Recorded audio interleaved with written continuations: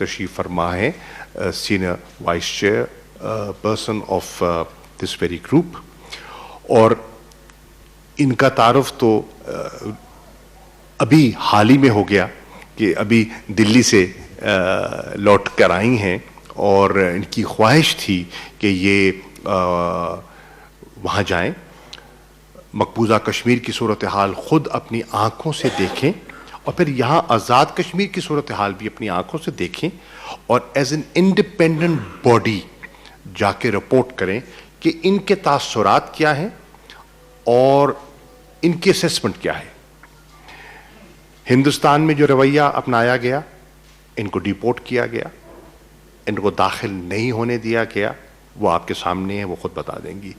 جہاں تک پاکستان کا تعلق ہے, پاکستان نے ان کو کہا کہ خوش آمدید, آپ جس سے ملنا چاہیں, آپ جہاں جانا چاہیں, آزاد کشمیر میں, پاکستان میں, آپ جس سے ملنا چاہیں, میڈیا سے ملنا چاہیں, کسی تنظیم سے ملنا چاہیں, کسی ہیومن رائٹ باڈی سے ملنا چاہیں, آپ پر کوئی بندش, کوئی قدغن نہیں ہے, اور پھر آپ اپنی رائے قائم کیجئے. میں نے انہیں جو جموں اور کشمیر کی صورتحال پر ایک جائزہ پیش کیا ہے. یہ وہ پارلیمنٹری گروپ ہے جس نے نومبر 2000 میں ایک رپورٹ شائع کی, اور یہ رپورٹ آئی تھی جون 2018 کی رپورٹ کے بعد, جس میں کہ جو یو این کی کمشنر آف ہیومن رائٹس ہیں اس کی رپورٹ تھی, جس میں کہ ہیومن رائٹس وائلیشنز کی بات ہوئی اور ایک تفصیلی رپورٹ ہے. یہ اس کے بعد آئی اور ان کی بہت سی چیزوں میں مطابقت ہے.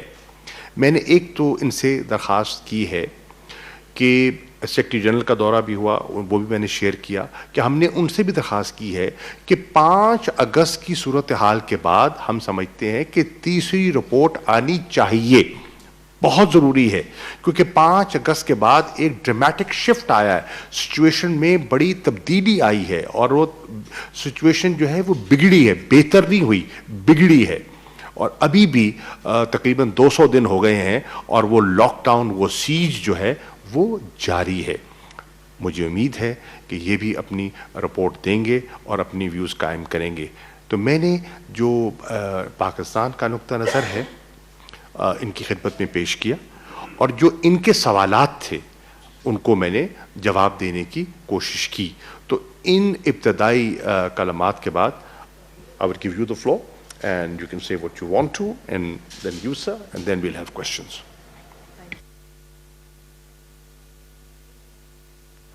Is that better?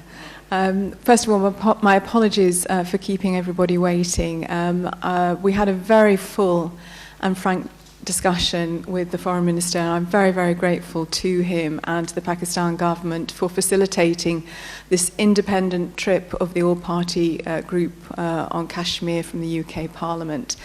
We consist of parliamentarians from across all political parties who are keenly interested in the issues that Kashmiri people are facing now and have done over several decades now, but particularly the issues that have been faced since August last year. Our focus has been, over the last couple of years since I have been chair of this group, on human rights violations on both sides of the line of control.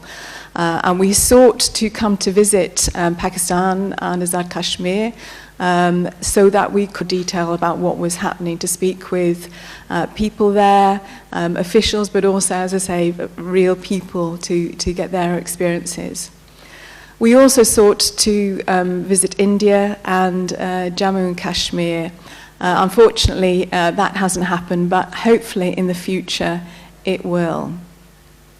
I can report from our discussions just now, I am very, very grateful, and I mean this very sincerely, to the Foreign Minister. He was incredibly open, as were his officials, about what's happening, and we really pressed the Foreign Minister for answers to specific questions and points that were raised in the last UN human rights report, and I invite anybody who hasn't read that report to do that. And he was very forthcoming, and I particularly welcome the move that he said that he was going to be taking, that there should be a third UN report on human rights issues across both sides of the line of control, and that he will do what he can to facilitate the UN High Commission actually, Human Rights Commission actually coming to Pakistan and enabling them to see for themselves and not just look at documentary evidence. So once, that is fantastic news, and again, I think it shows the openness and the progressive approach that has been taken by Pakistan on this issue, and I hope India will reciprocate as well. Thank you so much. Bismillah ar-Rahman ar-Rahim. Can I also take this opportunity firstly to thank the Foreign Minister and the Government of Pakistan for facilitating this trip. As the Chair has already made clear, we are an independent group of cross-party parliamentarians with one intention, which is to explore and look at the human rights abuses on all sides of the line of control. And as in previous visits, we have asked both the Government of Pakistan and the Government of India to allow us to come. Tragically, this is not the first time that the Government of India have not just not allowed us, but actually not got back to us, whilst the Government of Pakistan has. And I want to say this is a flashpoint in the Kashmiri struggle. We see today over 6 months, and still we see a draconian blockade that continues to affect the sons and daughters of Kashmir, whether that's regard to the food or medicine shortages or the other restrictions at the moment. And I say this, I use this media platform again today on behalf of the All-Party Parliamentary Group, is if there is nothing to hide, then please allow us to visit that region. We are an independent group, and if you are confident, then please allow us that opportunity to visit so we can see for ourselves.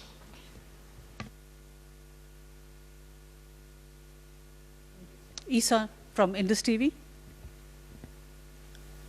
Isa Naqvi representing Indus News. We've seen your work in the past as well. It seems that it's not favoring Pakistan, or it's not anti-India.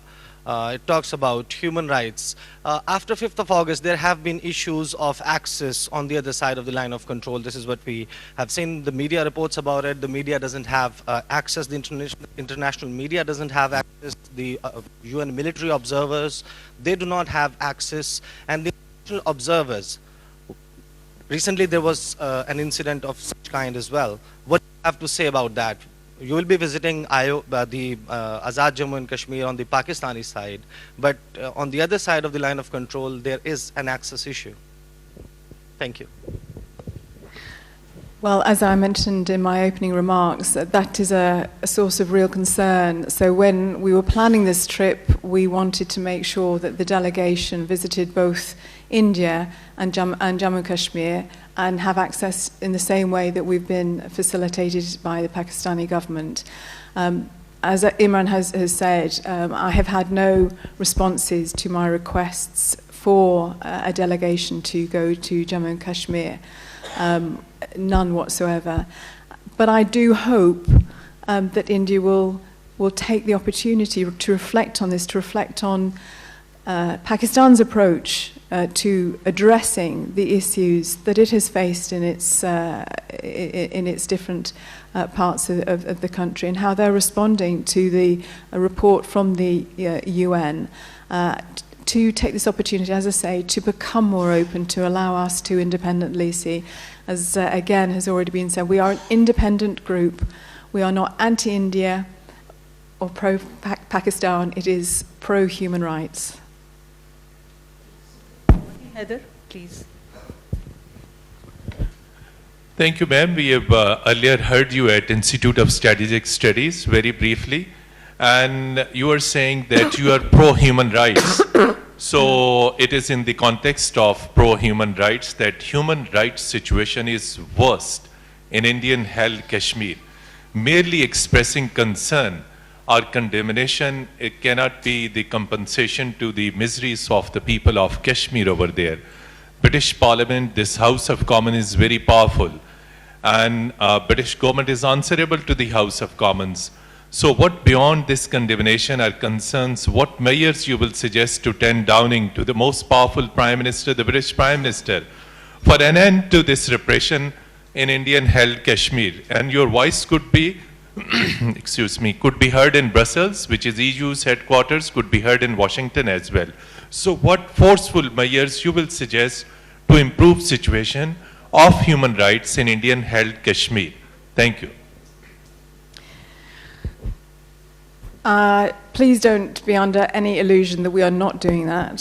So I met last week with the Foreign Minister, and I think there are issues, and I know my Conservative colleagues who are in this delegation will be reporting back to their party as well. There's no doubt that it has not gone unnoticed in terms of what is happening in Jammu and Kashmir. This is certainly, we are not here for, as I say, a sightseeing trip or just to look at what's happening and do nothing. We are here because we are acutely aware from our members within our own constituencies that are having family members that they can't get in contact with. They are really concerned. They're coming to our constituency surgeries. So we are raising, I raised 10 days ago the issue about 13,000 young boys who've been detained according to the National Indian Women's Federation. We are constantly raising this. We hope that in addition to what we are doing and through our government, the international community as a whole will recognise that human rights has to be a priority. The priority is not just about trade, it is also about the rights of all citizens within sovereign nations. And there is an obligation under the UN Convention of Human Rights for us all states, to call other states when we feel that that's not happening. Anas Malik. Thank you so much. It's a two-part question for both the Honourable Foreign Minister and the Honourable MP. Firstly, the Indian Foreign Minister at the Munich Security Conference, he remarked that one of the two democracies will be settling the Kashmir dispute. Which democracy would it be, in your opinion, both? Number one. Number two, precisely for this group, the Indian side has always maintained that, quote-unquote, Kashmir is an internal matter.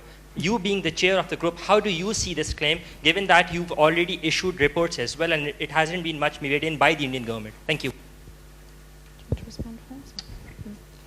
As far as the issue of internal matters is concerned, I think that was very well answered by the Secretary General of the United Nations when he categorically said that the Security Council resolutions are as relevant today as they were previously.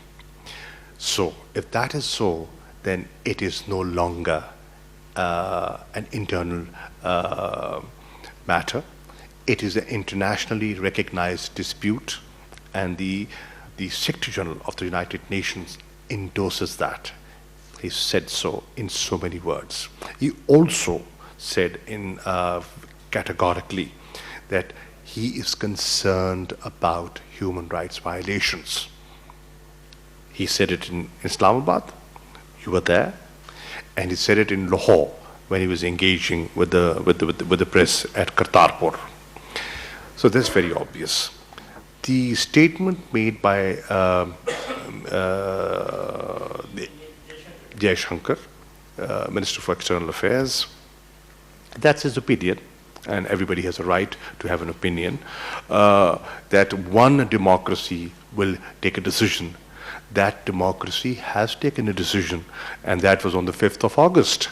And you've seen the reaction to that decision. You have seen how the Kashmiris, those Kashmiris that were previously engaging with them, forming governments with them, coalition governments with them, have rejected that. Today, many organizations within India are calling the Public Safety Act as draconian. international human rights bodies are calling it draconian and are being critical of that. Today, a huge a segment of population within India, and not Muslims, other minorities inclusive, are saying that the Citizen Amendment Act was a folly. It has defaced the image of a secular democratic India. So their action is becoming increasingly pronounced. In terms of, is this a bilateral issue? I think I responded to that in the earlier question, but just to repeat my response, when, and Foreign Minister Qureshi, in his response about the UN Secretary General, made it absolutely clear around the UN resolutions that they are still in place, they are still actionable, and it needs to be recognised that these are international concerns. But as I get back to the human rights issue, it is the obligation of all states, according to the UN Convention, to act when they feel another state is discriminating to such an extent against a minority within their community. And that is what we need to do, and we need to make sure that the UK responds to that. Human rights are not negotiable.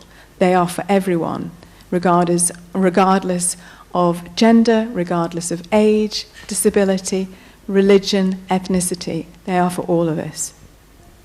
At the back, Tariq Malik. Can I just come in on that?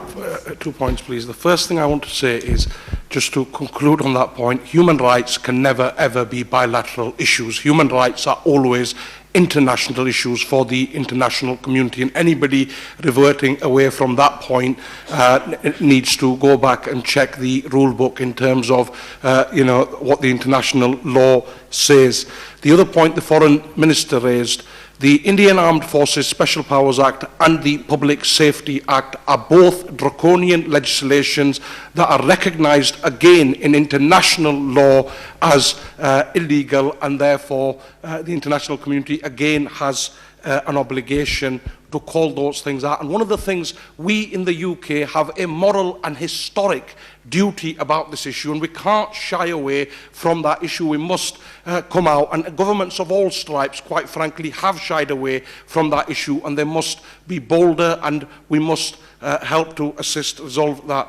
The final thing I want to say with regards to the statement by from the Indian government ministers is many statements that we've seen have been very irresponsible, and we would say that they are not befitting of those roles.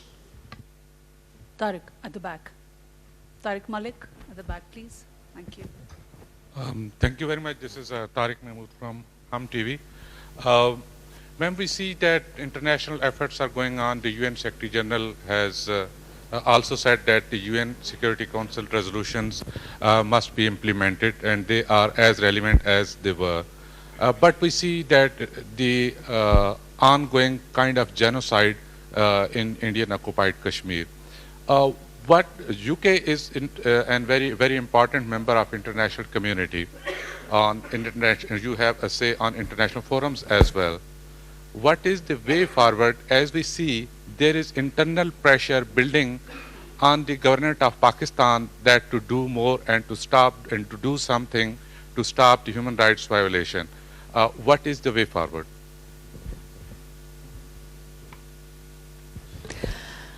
I need to make it clear, we're not here representing the British government. We are an all-party group. What we can do is put pressure on the British government, and I mentioned the meetings that we have had already with the Foreign Minister, and we will continue to do that. And there are a whole host of ways that we have previously drawn attention to the issues that are being faced across the line of control, as I say, but particularly in Indian occupied Kashmir. And we will continue to do that. But I cannot speak on behalf of the British government. That's not our role. We are an independent group of parliamentarians from all parties who believe that the issues in Kashmir are really important, and as I say, particularly in terms of human rights. Many ان سے جو گفتگو کی اوپر میں نے ان سے یہ گزارش کی کہ میرا پچھلے 6 ماہ کا تجربہ جو ہے 5 اگست کے بعد میں مختلف گورنمنٹ سے انٹریکٹ کیا ہے, فارن منسٹر سے انٹریکٹ کیا ہے, اور وہ اعتراف کرتے ہیں کہ جو کچھ ہو رہا ہے بے خبر نہیں ہے, باخبر ہیں, لیکن مصلحتاً خاموش ہیں. کمرشل انٹرسٹ ہیں, بہت بڑی مارکیٹ ہے, منڈیوں کی تلاش ہے اور مفادات ہیں. میں نے ان سے گزارش کی ہے کیونکہ یہ حکومت کی نمائندگی نہیں کر رہے. As you said, they are not representing the government. They are representing the parliament and the people. ہمیں امید ہے پارلیمنٹ سے, اور میں ان کی موجودگی میں میڈیا سے یہ کہہ رہا ہوں کہ ہم توقع کر رہے ہیں ہاؤس آف کامنز سے, ہم توقع کرتے ہیں یورپین پارلیمنٹ سے, ہم توقع کرتے ہیں US کانگریس سے کہ جس طرح پاکستان کی پارلیمنٹ نے یکے بعد دیگر 2 جوائنٹ ریزولوشنز پیش کیے ہیں. We have had 2 joint resolutions across the party divide in our parliament in a joint session. Both houses, Senate and National Assembly, unanimously passed those resolutions on human rights violations and other things. جس طرح ہم نے وہ کیے ہیں, آپ بھی اپنی پارلیمنٹ سے آواز اٹھائیے, کیونکہ الٹیمیٹلی حکومتیں بناتی اور گراتی پارلیمنٹس ہیں, اور یہ پالیسی میکرز ہیں, اوپینین میکرز ہیں, ان کی آواز میں وزن ہے. ایک میری توقع ہے اور میری خواہش ہے کہ پارلیمنٹس جو ہیں اور پارلیمنٹیرینز, میں نے ان کو کہا میں آج وزیر خارجہ ہوں, کل نہیں ہوں گا, پر مجھے سب سے بڑا جو فخر ہے بنیادی طور پہ کہ I am a parliamentarian first and foreign minister second. So parliament کو آواز اٹھانی چاہیے, دنیا کی پارلیمنٹس کو آواز اٹھانی چاہیے. ایک نمبر 2, ہیومن رائٹس کی مسئلہ ہے تو انٹرنیشنل ہیومن رائٹس آرگنائزیشنز آواز اٹھا رہی ہیں, ان کی آواز پر توجہ دینی چاہیے حکومتوں کو. جو حکومتیں علمبردار ہیں انسانی حقوق کی, وہ کیوں نہیں سن پا رہی کہ جو وہ ہیومن رائٹس باڈیز کہہ رہی ہیں. اور تیسری چیز, آپ کلیم کرتے ہیں ڈیموکریسی. ایک ڈیموکریسی کی اپنی ویلیوز ہوتی ہیں, ڈیموکریسی کا اپنا کلچر ہوتا ہے, تو کیا وہ ڈیموکریسی خاموش رہے گی؟ اور اس قسم کی جب وائلیشنز ہو رہی ہیں کہ ڈیموکریسیز کو بھی اپنا رول پلے کرنا ہے, تو میں ڈیموکریٹک گورنمنٹ سے, میں ہیومن رائٹس آرگنائزیشن سے اور پارلیمنٹ سے توقع کرتا ہوں کہ اس مسئلے کو, جو کہ بہت نازک ہے اور جس کا تذکرہ کل ہوا ہے کہ یہ کشمیر جو ہے ایک نیوکلیئر فلیش پوائنٹ بن گیا ہے, یہ عمران خان نہیں کہہ رہے, یہ میونخ کی سیکیورٹی کانفرنس کہہ رہی ہے جو وہاں ہوا ہے, اور اس پر ایک تجزیہ پیش کیا گیا ہے کہ خدا نہ خواستہ اگر حالات بگڑتے ہیں تو کیا نوعیت ہو جائے گی اور اس کا گلوبل امپیکٹ کیا ہوگا. Question Ali Jaswal at the back, please. Thank you. Well, sir, how would you evaluate your performance, your group's performance, and Pakistan's performance in terms of lobbying for Kashmir issue, as it has been more than 6 months and not even a single Western country has categorically condemned the Indian act of annexation of Kashmir into its union, and it has been, and not to mention the demand to reverse their act, which is a huge setback. Even the UN Security, the Secretary General did not condemn the Indian act of annexation, and it seems as if once the human rights issues will be concerned, things would perceive to be normal, and which is not just a huge setback for Pakistan's foreign policy, but for the Kashmiris' right to self-determination. And what about the other groups, those who are raising the voice on the Kashmir issue in the West? Do they consider the Kashmir issue to be resolved as per the UN Security Council resolutions, or are there any groups, those who demand independent Kashmir also?